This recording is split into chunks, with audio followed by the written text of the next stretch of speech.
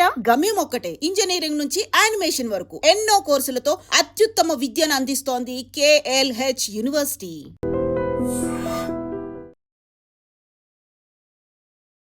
Hello viewers, welcome to iDream media.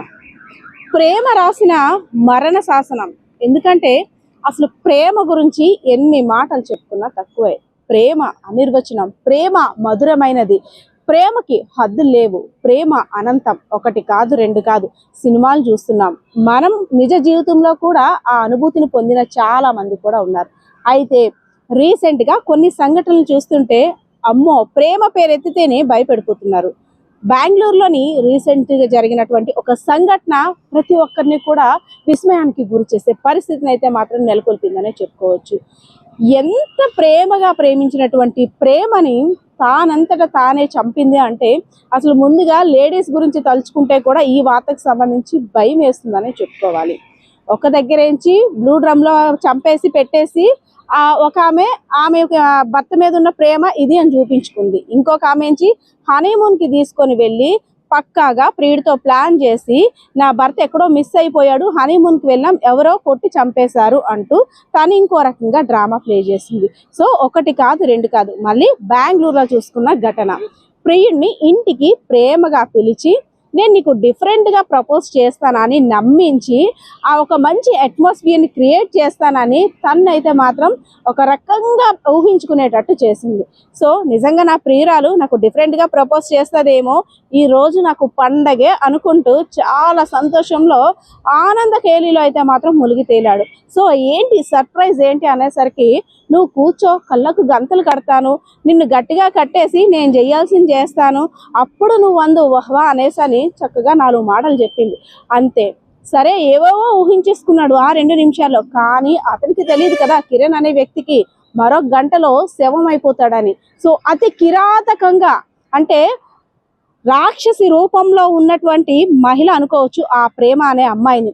So అతి కిరాతకంగా kerosene పోసి మళ్ళీ దాన్ని వీడియోలో చిత్రీకరించుకుంటూ పైశాచిక ఆనందం పొందుతుందంటే అసలు అమ్మో, అంటే ఎంత క్రూయల్గా, ఎంత క్రిమినల్ మైండ్తో ఆలోచిస్తున్నారో ఈ సంఘటన చూస్తుంటే అర్థమవుతుంది.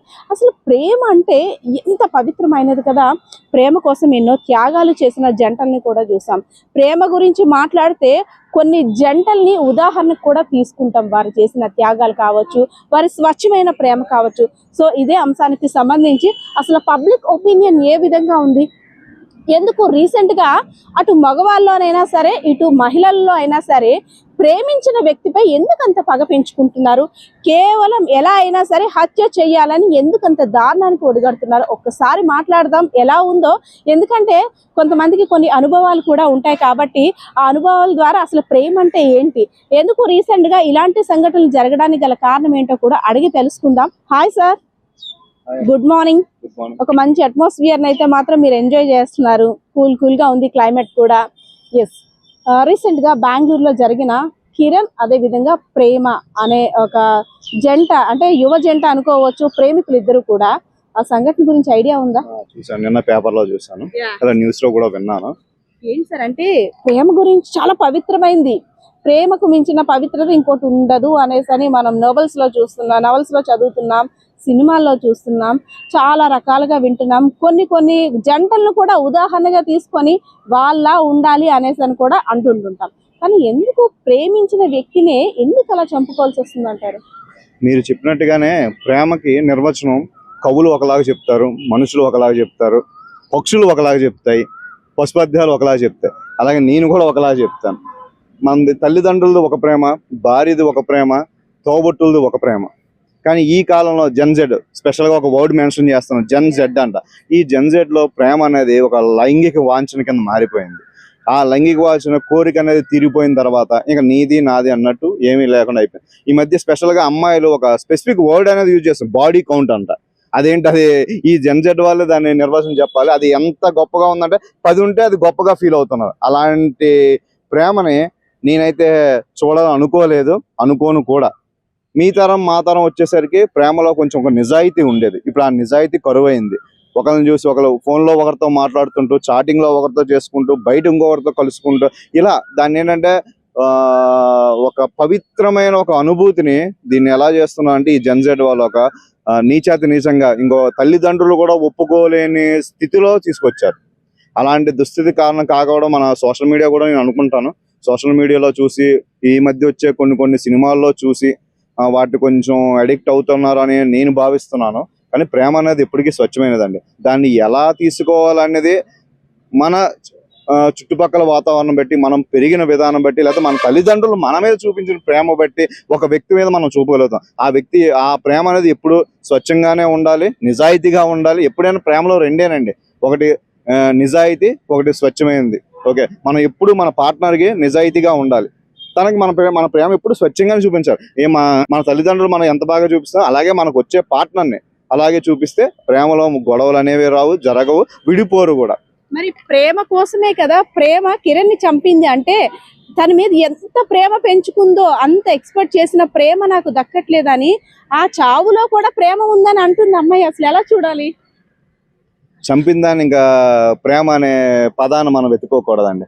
చంపడం అనేది ప్రేమ అనేది కోరుకోదు, త్యాగాన్ని కోరుకుంటుంది. ఒకవేళ ఒక అనుకోని పరిస్థితిలో వాళ్ళు ఏమైనా విడిపోవాలనుకున్నా లేకపోతే ఇంకేదో జరిగినా దాన్ని త్యాగాన్ని కోరుకుంటది. కానీ ఒకరి చావును కోరుకునేది ఎప్పటికీ ప్రేమ అనేది నేనైతే అనుకోను. మరి ఆమె తన దృష్టిలో ఏమనుకుందో, మోసం అనుకుందో, లేకపోతే తన ప్రియుడు తను మోసం చేసి అనుకుందో, దాని కక్ష కింద నిరూపించుకోవాలని అనుకుందో. కానీ ప్రేమ అనేది ఎప్పుడు త్యాగానే కోరుకుంటది.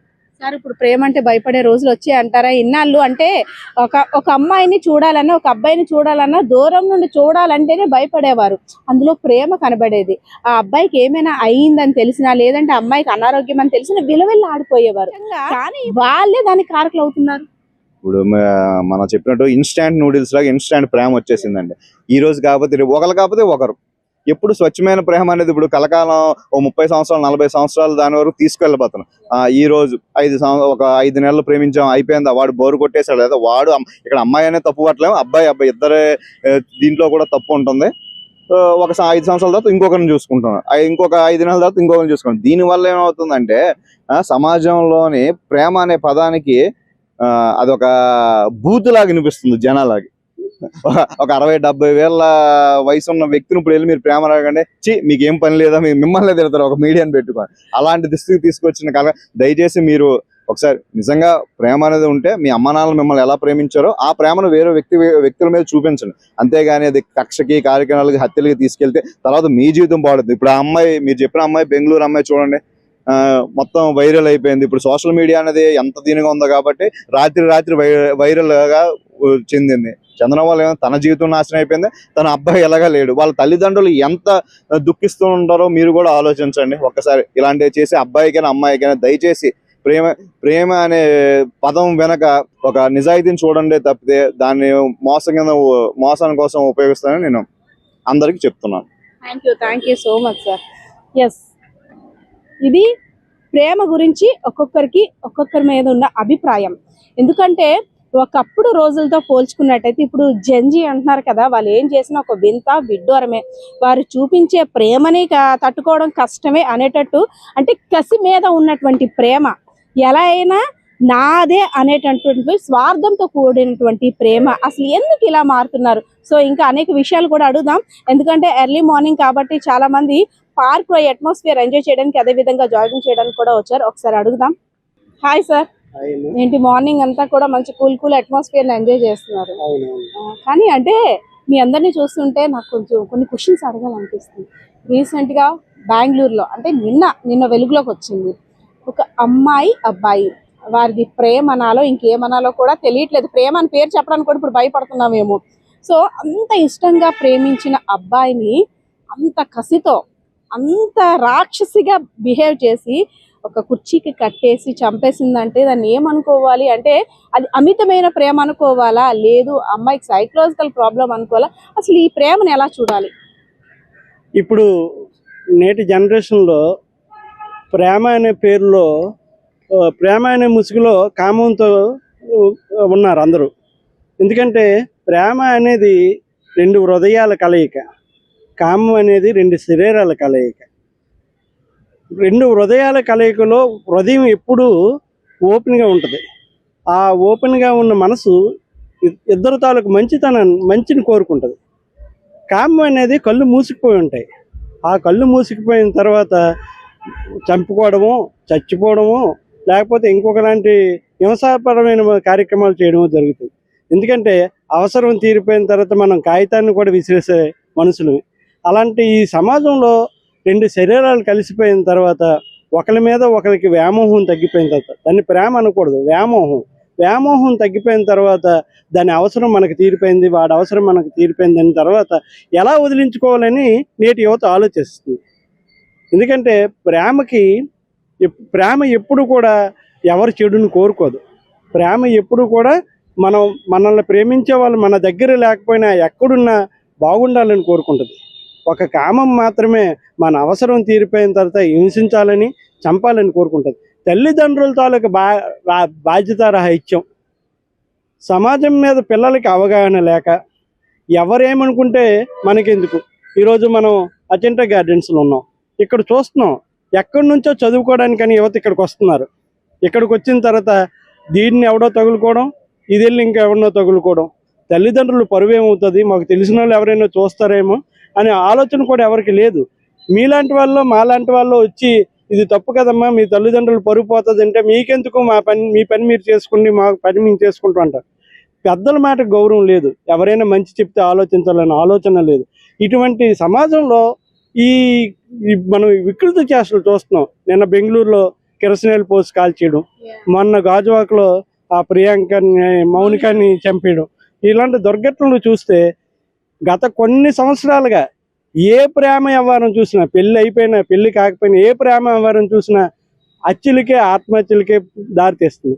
దీనికి ప్రధాన కారణం ప్రేమించాలని హృదయం లేకపోవడం, కేవలం కామించాలనే తపన ఉండడం వల్ల మాత్రమే ఇవి జరుగుతున్నాయి. అందుకని మనం నేటి యువతకి చెప్తున్నాం, మనం ప్రేమించామంటే, ఇప్పుడు షాజహాన్ ఒక తాజ్మహల్ కట్టాడు, అలా చాలామంది ప్రేమికుల పేరు మీద అద్భుతాలు సృష్టించారు. ఇప్పుడు అలా చెప్పుకుంటూ పోతే చాలామంది ఈ సమాజాన్ని ప్రేమించారు కాబట్టే గాంధీ మహాత్ముడు భారతదేశానికి స్వతంత్రం తీసుకురాగలిగారు, అబ్దుల్ కలాం గారు ర్యాకెట్లు ప్రయోగం చేయగలిగారు, స్వామి వివేకానంద అద్భుతమైన యువతను తయారు చేయగలిగారు. ఎప్పుడైనా సమాజాన్ని ప్రేమించడం అనేది చాలా అద్భుతమైన విషయం. ప్రేమ అనేది రెండు శరీరాల కలయిక కోసం కాదు, రెండు హృదయాల కలయిక కోసం అని మనం. సార్, మీరు కూడా అంటే ఆ ఏజ్ దాటి వచ్చిన వాళ్ళే, మీకు కూడా పాత జ్ఞాపకాలు ఉంటాయి, లేకుండా అయితే ఉండవు. మాక్సిమం ఒకవేళ ఉన్నట్లయితే అప్పట్లో ఒకవేళ ప్రేమించిన అమ్మాయి నో చెప్పినా, లేదు మీ పట్ల దురుసుగా ప్రవర్తించిన, అదే విధంగా అబ్బాయి పట్ల అమ్మాయి కానీ అమ్మాయి పట్ల అబ్బాయి కానీ ఇద్దరిలో డిస్టర్బెన్సెస్ రావడం కామన్. ఎందుకంటే కొన్ని సక్సెస్ అవుతాయి, కొన్ని సక్సెస్ కాలేవు కొన్ని పరిస్థితుల వల్ల. కానీ ఇలా చంపేయాలి, అది కూడా ఇంత కిరాతకంగా చంపేయాలని ఆలోచన, అసలు ఊహ కూడా వచ్చేదంటారా అప్పుడు? ఆ ప్రేమలు ఆ రోజులు వేరు. ఎందుకంటే ప్రతి ఒక్కరి జీవితంలో మీరు అన్నట్టు ప్రతి వారికి జ్ఞాపకాలు ఉంటాయి. కొంతమంది బయటికి చెప్పగలరు, కొంతమంది బయటికి చెప్పలేరు. ప్రేమ అనే మనిషి లేకపోతే భూమి మీద జీవించే హక్కు ఉండదు ఎవరికైనా. ఎందుకంటే అది బైబోర్నే, అందరికీ ప్రేమ అనేది హృదయంలో ఉంటుంది. అది తల్లిని ప్రేమిస్తామా, చెల్లిని ప్రేమిస్తామా, అక్కని ప్రేమిస్తామా, గురువుని ప్రేమిస్తామా, ప్రియురాలను ప్రేమిస్తామా, ప్రతి ఒక్కరి జీవితంలో ప్రేమ అనేది చాలా కీలకమైన అంశం. అది లేని దగ్గర మానవ జీవితం మనుగడ ఉండదు. మేము ఆ రోజుల్లో ప్రేమించామంటే దూరం నుంచి చూసి ఎంజాయ్ చేయడం, అమ్మాయికి మనం ప్రేమించామనే విషయం కూడా చెప్పలేని సందర్భాలు చాలామంది ఉంటాయి. చాలామందికి ఆ అమ్మాయి దూరం అవుతున్నా కూడా అమ్మాయి మన దగ్గర లేకపోయినా ఎక్కడున్నా బాగుండాలి, అమ్మాయికి పెళ్ళి అయిపోతే వాళ్ళ మొగుడితోని పిల్లలతోని హ్యాపీగా వాళ్ళ అత్తరితో ఉండాలని కోరుకున్నారు తప్ప ఆ రోజుల్లో ఎవరు కూడా ఇలా చంపేయాలని ఆలోచన చేయలేదు. అమ్మాయిలు ఎవనియండి, అబ్బాయిలు ఎవనియండి, ఇప్పటికీ ఆ ప్రేమలు పదిలంగానే ఉన్నాయి. ఆ ప్రేమలు ఎక్కడ చెరిగిపోలేదు. మనం మోగమోహన్సుల సినిమా చూసినా, అక్కినేని నాగేశ్వరరావు గారి అద్భుతమైన సినిమాలు చూసినా, చాలామంది ప్రేమ సినిమాలు చూస్తే ఏ సినిమాలో కూడా భగ్న ప్రేమికులు ఉన్నారు తప్ప ఆత్మహత్యలు చేసుకునే వాళ్ళు, హత్యలు చేసుకునే ప్రేమికులు ఎక్కడా లేరు. కానీ ఇప్పుడున్న ప్రేమ కాదు అసలు, ఇది కేవలం కామం అంతే, అట్రాక్షన్. ఒక అమ్మాయిని చూడడం, బాగుంది అనుకోవడం, అమ్మాయిని నేను 10 రోజులు తిరగడం, లేదా ఒక అబ్బాయి నచ్చాడు అనుకోవడం, అబ్బాయి షాపింగ్తో డబ్బులు ఖర్చు పెట్టించడం, అబ్బాయిని హింసించడం, ఆ డబ్బులు చాలపోతే అదనంగా ఒత్తిడి చేయడం, అబ్బాయి డబ్బులు ఇచ్చుకోలేక, అమ్మాయితో సుఖంగా ఉండలేక ఈ అమ్మాయిని ఏదో వదిలించుకోవాలనుకోవడం, ఇలాంటి సంఘటనలన్నీ ఎందుకు జరుగుతున్నాయంటే ఇది ప్రేమ ముసుగులో కామం అనే ఒక నాటకం. సార్, స్త్రీమూర్తిని ప్రేమకి, అదేవిధంగా ఓపికకి, సహనానికి మారు పేరుగా చెప్తుంటుంటారు. ఎందుకంటే భూదేవతను కూడా ఆ స్త్రీమూర్తితో పోల్చుతుంటారు దేవతలుగా. అలాంటిది ఎందుకు అమ్మాయిలకు కూడా ఎందుకు అంత ఓపిక తక్కువైపోతుంది? అమ్మాయిలు కూడా ఎందుకు అంత కసిగా ఆలోచిస్తున్నారు? క్రైమ్ రేట్లో అబ్బాయిలను కూడా మించిపోయే ట్విస్ట్లు, అంటే అంత క్రైమ్ సీన్స్ ఎందుకు క్రియేట్ చేస్తారు? ఇది దీంట్లో తల్లిదండ్రుల పెంపకం చాలా తప్పుడుగా పిల్లల్ని పెంచుతున్నారు. ఎందుకంటే తల్లిదండ్రులు ఇద్దరు సంపాదించింది సరిపోక, పిల్లల మీద కాన్సన్ట్రేషన్ లేక, పిల్లలు ఏం దారి తప్పుతున్నారో తెలియక, వీళ్ళు విచ్చలవిడిగా వీళ్ళు ఉద్యోగాలు, వీళ్ళు సంసారాలు. చాలామంది తల్లిదండ్రులు కూడా పిల్లలు ఎదురుగా ఇల్లీగల్ కాంట్రాక్ట్స్ చేయడం మనం చూస్తున్నాం. ఈ తల్లిదండ్రులే ఇల్లీగల్ కాంట్రాక్ట్స్ చేస్తున్నప్పుడు పిల్లలకి వీళ్ళు ఏం చెప్పగలరు? కాబట్టి చాలామంది అంటారు, మేము చాలామందిని ఆదర్శంగా తీసుకుని మారిపోయామని. ఏ పిల్లలైనా తల్లిదండ్రులని ఆదర్శంగా తీర్చుకుంటారు.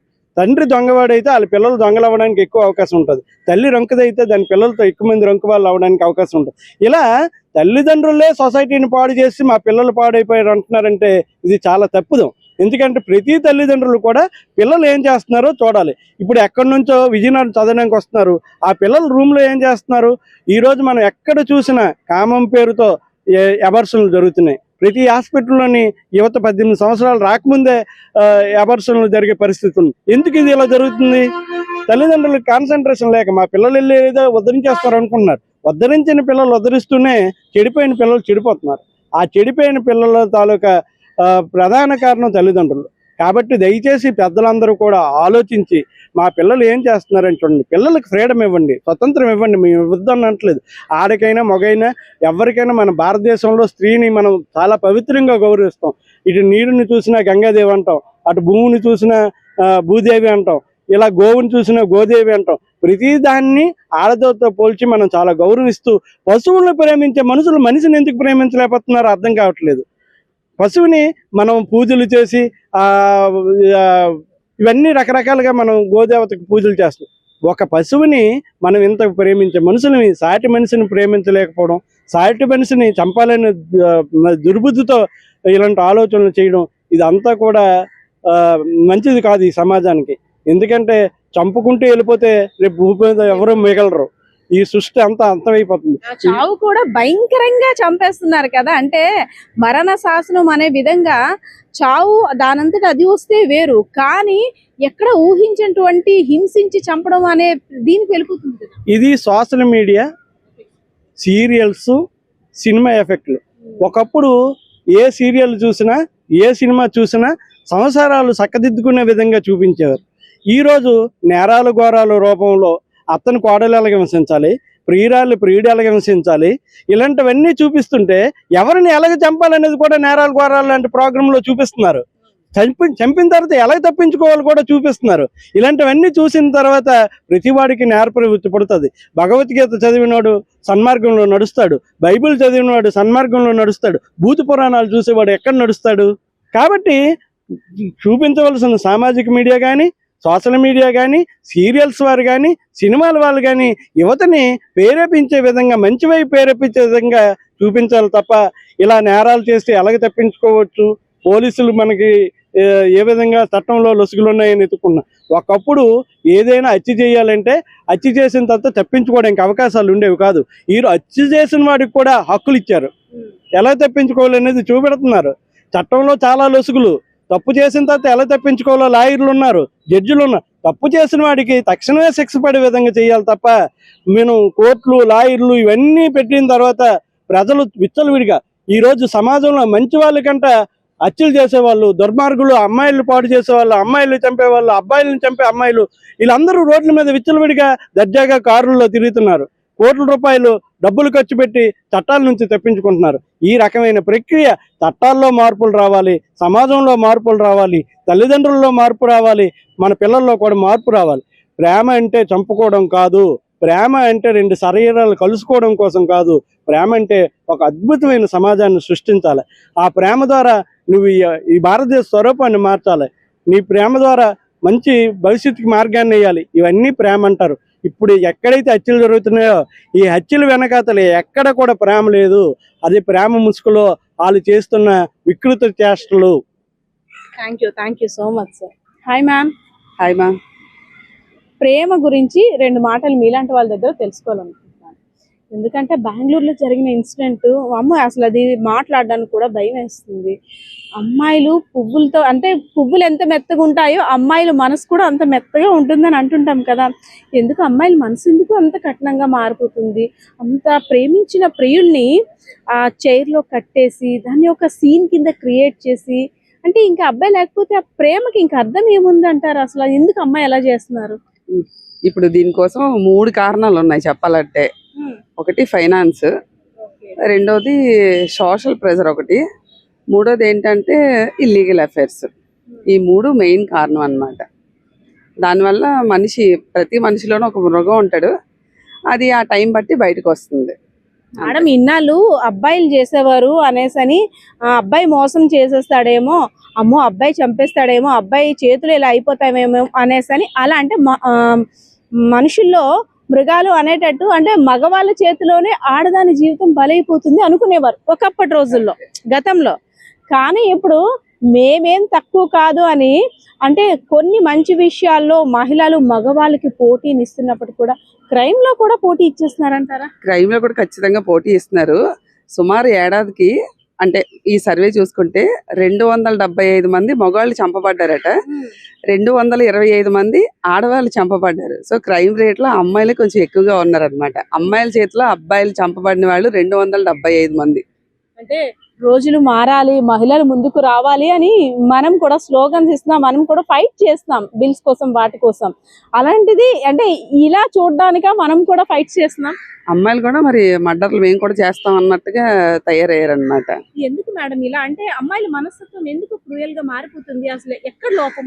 అంటే డబ్బు కావాలి, అది ఎలాగైనా సంపాదించాలని ఒకటి. రెండోది అవతల వాళ్ళు చనిపోతే మనకేదో వచ్చేస్తుంది, అదొకటి కారణం.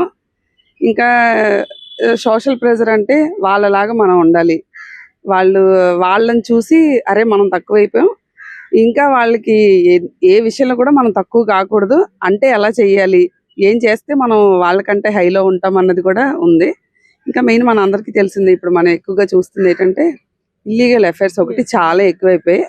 అవి బయట పడినంత వరకు చక్కగా తిరుగుతూ ఉన్నారు, తిరుగుతున్నారు అమ్మాయిలైనా అబ్బాయిలైనా.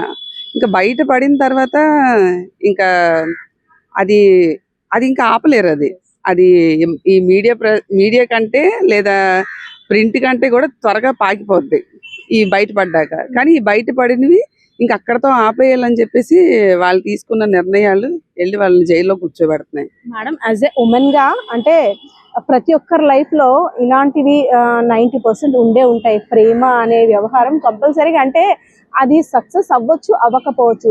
మనం ఉమెన్స్, ఒక మనిషి అక్కడ పడిపోతేనే అయ్యో అని మనలో ఒక మదర్ బయటకు వస్తుంది. ఆ మనిషి ఎవరనేది తెలియపోయినా మనం విలువెళ్ళి ఆడిపోతాం. అలాంటిది మనకి తెలిసిన వాళ్ళు కావచ్చు, ఎవరికైనా ఒంట్లో బాగాలేదన్నా, లేదు క్రిటికల్ కండిషన్ లో ఉన్నారన్నా మనకి నిద్ర కూడా పట్టదు. అంత బాధ, అంటే వాళ్ళ పెయిన్ మనం మన పెయిన్ గా ఆలోచిస్తాం, మనం అంతలా లీనం అయిపోతాం. అలాంటిది ప్రియుడు ఆర్తనాదాలు పెడుతున్నాడు, కిరోసిన్ పోసి ఈ అమ్మాయి అది ఇంకా పైశాచికంగా ఇంకేంటంటే చిత్రీకరిస్తుంది మొబైల్లో. అంటే తను ఏం ఆనందం పొందుద్ది అందులో? అంటే ఏంటంటే వాళ్ళ లైఫ్ స్టైల్ మారిపోయింది అనమాట. ఇప్పుడు ఆ అబ్బాయి వల్ల నాకు సంతోషం లేదు, సో ఆ అబ్బాయిని ఖచ్చితంగా నేను బాధ పెట్టాలి, అది నేనే చేయగాలి, నేను చేయగలను అంటే ఆ టైంలో వాళ్ళ మూడ్ స్వింగ్స్ మారిపోతాయి. ఆ తర్వాత వాళ్ళు ఆలోచిస్తారు, కానీ ఆ క్షణానికి మాత్రం వాళ్ళు విచక్షణ జ్ఞానాన్ని పూర్తిగా కోల్పోతారు అనమాట. ఇప్పుడు అది జరిగిపోయింది, కానీ తర్వాత బాధపడతారు, కానీ ప్రయోజనం లేదనమాట. అయితే అమ్మాయిని ఎలా ఆలోచిస్తున్నారు మీరు? ఆ తట్టుకోలేనంత కసితో, స్వార్థంతో, ఇంకా అతి కిరాతకంగా కూడినటువంటి ప్రేమ అంటారా, లేదంటే ఆ అమ్మాయి అసలు ప్రేమకి అర్హురాలు కాదంటారా? అసలు మీ ఆలోచనలో యాజ్ ఎ ఉమెన్ గా మీ ఆలోచనలో అమ్మాయి ప్రేమ గురించి అసలు అమ్మాయి నిజమైన ప్రేమ కాదా? కాదు, ఖచ్చితంగా కాదు. నిజంగా ప్రేమ అంటే మన దగ్గర ఉంటేనే కాదు, మన దగ్గర లేకపోయినా వాళ్ళు ఎక్కడో ఉన్నా కూడా వాళ్ళు బాగుండాలని కోరుకోవాలి. కానీ ఇప్పుడు ఎలా తయారయ్యారంటే నాకు దక్కంది ఇంకెవ్వరికి దక్కకూడదు అంటారు కదా, నాతో వీడు లేడు, ఇంక అసలు వీడు భూమి మీదే లేకుండా ఉండాలి అని ఆలోచిస్తున్నారు తప్ప వాడు ఎక్కడో బాగుండాలి, ఎవరితో బాగుండాలి, ఆనందంగా ఉండాలి, ఆరోగ్యంగా ఉండాలి అస్సలు కోరుకోవట్లేదు. కహానీ కథం, నా చేతిలోనే వాడి కథం అన్నంత దూరంగా ఆలోచిస్తున్నారనమాట. అసలు తన ఇంటికి పిలిచింది కూడా ఒక డిఫరెంట్ గా ఒక పొజిషన్ లో, అంటే లవ్ ప్రపోజ్ డిఫరెంట్ స్టైల్లో, వెస్ట్రన్ స్టైల్లో అవి వినడానికి మాట్లాడడానికి కూడా అసభ్యకరంగా ఉండేటప్పటికి కూడా, కానీ అది మనం మాట్లాడకుండా ఉండలేము కొన్ని సందర్భాల్లో. అంత దీనిగా అంత ప్రేమతో పిలిచింది, అంత ఎక్స్పెక్ట్ చేస్తుంటాడు కదా అబ్బాయి కూడా. అంటే చాలా ఊహించుకొని ఉంటాడు, ఈ రోజు నాకు ప్రపోజ్ చేస్తుంది, నేను తనకి ఏ విధంగా, తను నాకు ఇంతలా గిఫ్ట్ ఇస్తుంది కాబట్టి నేను ఇంకెంత గిఫ్ట్ ఇవ్వాలని ఆ అబ్బాయి మనసు కూడా పరితపించి ఉంటుంది అంటారా? ఖచ్చితంగా. మరి నమ్మితేనే కదా వెళ్ళాడు. ఖచ్చితంగా నమ్మాడు కాబట్టి తను కూడా మోసం చేసింది. మోసపోవడం తప్పు కాదు, నమ్మడం తప్పు. నమ్మాడు తను, ఇంకా తను ఏం చేయాలో అది చేసింది అనమాట. అంతే, రిటర్న్ గిఫ్ట్ ఇచ్చింది అనమాట. అంతేనా? అంతే. నమ్మకానికి రిటర్న్ గిఫ్ట్ అదే అనమాట, కిరోసిన్ పోసి కాల్ చేయడం. అది అమ్మాయి ఆలోచనలో బెస్ట్ గిఫ్ట్ అనమాట. Best gift. ఏం సాధించింది అంటారు వాళ్ళ? ఇంకేం సాధించలేదు, ఇంకా జీవితం మొత్తం కోల్పోయింది. అమ్మాయిలు మాత్రం ఖచ్చితంగా జీవితం మార్చుకోవాలి. జీవితం మార్చుకోవాలంటే జీవించే విధానం, వాళ్ళ ఆలోచన ధోరణి, పక్క వాళ్ళని చూసి మన దగ్గర లేదు అని ఫీల్ అవ్వకుండా ఉన్న దాంట్లో సంతృప్తిగా జీవిస్తే పర్వాలేదు. కానీ ఇప్పుడు పెద్దవాళ్ళ పర్యవేక్షణ ఏం లేదు, వాళ్ళతో మాట్లాడడం, నిర్ణయించుకోవడం. ఇప్పుడు పెద్దవాళ్ళు ఎవరు లేరు, వాళ్ళ మాట కూడా వినేది లేదు. పెద్దవాళ్ళు చెప్పినా వినే పొజిషన్ లో లేరు. ఈవెన్ ఇప్పుడు చిన్న పిల్లలు కూడా అది వద్దు అనేసి ఒక తల్లి తండ్రి చెప్పినా దాన్ని వాళ్ళు అంటే అయితే రూమ్ లోకి వెళ్ళిపోయి తలుపేసేసుకొని వాళ్ళు ఏదో చేసేసుకోవడం, లేదంటే తల్లిదండ్రుల మీద తిరగబడ్డం. తల్లిదండ్రులు కూడా ఒక పెద్ద టాస్క్ అయిపోయింది. ఎందుకంటే భయం చెప్తే పిల్లలతో బాధ, చెప్పకపోతే సమాజంతో బాధ. మెయిన్ ఇప్పుడు జనరేషన్ లో తల్లిదండ్రులకే ఏది వచ్చినా సరే బాధితులు అవుతుంది తల్లిదండ్రులే అంటారు. ఖచ్చితంగా అవుతుంది తల్లిదండ్రులే. మీరు అన్నమాట కూడా నిజం. ఎందుకంటే ఓకే, ఇప్పుడు నేను ఈ మొబైల్ నేను ఇస్తాను, తీసుకోవడానికి ఓకే అంటే వాళ్ళు యాక్సెప్ట్ చేస్తున్నారు. కానీ ఇది నేను ఇవ్వను, నో అని చెప్తే మాత్రం నో అన్న పదాన్ని యాక్సెప్ట్ అస్సలు చేయట్లేదు. ప్రతి చావు వెనకతల కారణం ఏంటి అంటే నో అన్నదాన్ని యాక్సెప్ట్ చేయకపోవడమే ప్రధాన కారణం. ఇప్పుడు ఒక మదర్ గా మీరు ఒక మొబైల్ ఇవ్వకపోతే ఆ అబ్బాయి అంటే చెప్తున్నాను ఏమైనా చేసుకున్నట్టయితే అది మీకు జీవితాంతం వెంటాడుతుంది. నేను ఆ ఒక్క నిమిషం మొబైల్ ఇచ్చుంటే బాగుండేమో, నా కొడుకు ఉండేమో, లేదంటే ఇంత దారుణం జరగకుండా. అంటే ఇలాంటి ఎమోషన్స్ కి మనం కట్టుబడి అసలు ఏది మంచో చెడో కూడా చెప్పలేని పరిస్థితుల్లో తల్లిదండ్రులు ఉన్నారా? ఉన్నారండి, ఖచ్చితంగా ఉన్నారు. ఇప్పుడు ఇవ్వకపోవడం వల్ల ఒక అబ్బాయి చనిపోయాడు, లేకపోతే ఒక అమ్మాయి చనిపోయింది. ఆ తర్వాత ఇప్పుడు కారణం ఏంటి అని వీళ్ళు ఏమని ఫీల్ అవుతున్నారంటే, ఆ క్షణం మా అమ్మాయి అడిగితే నేను ఈ ఫోన్ ఇచ్చేస్తే బాగున్ను, అబ్బాయి అడిగితే ఇచ్చేస్తే బాగున్ను, నాతో పాటు మా అబ్బాయి ఉంది కదా అని ఆలోచిస్తున్నారు. ఒకవేళ ఇస్తే మళ్ళీ తిరిగి వాళ్ళే చెడిపోతున్నారు. అది కూడా మెయిన్ కారణమే. ఒకప్పటి రోజులు ఆ స్వచ్ఛమైన ప్రేమ, ఆ స్వచ్ఛమైన అంటే కేవలం చూపులతో మాత్రమే ప్రేమించుకునేవారు. అంటే మన మూవీస్ లో చూసేవాళ్ళం.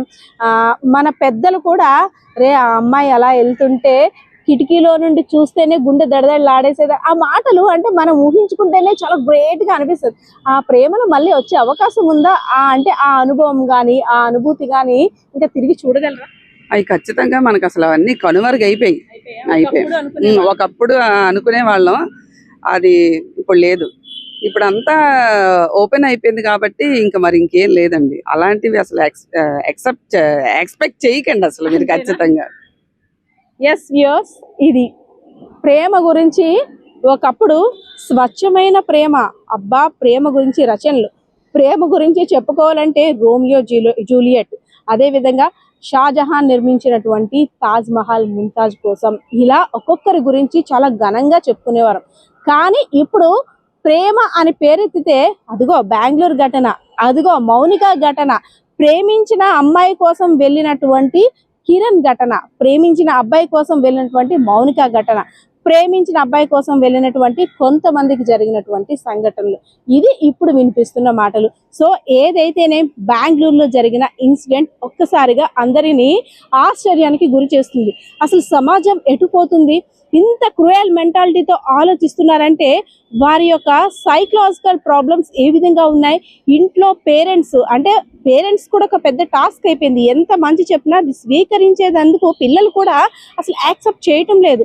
సో రాను ఇంకా ఎలాంటి వింతలు చూడాలా, ఇంకా ఎలాంటి క్రైమ్ సీన్స్ చూడాలా, ఇంకా ఎలాంటి హత్యలు జరగబోతాయో బాబోయ్. ప్రేమ కాదు, అసలు ఈ మాట కూడా మా చెవును వినపడకూడదురా దేవుడా అంటూ కూడా ఇక్కడ ఉంటున్న పబ్లిక్ ఒపీనియన్ అయితే కనిపిస్తా ఉంది. కెమెరా పర్సన్ బాలకిషోర్తో పద్మ, ఐ డ్రీమ్ మీడియా.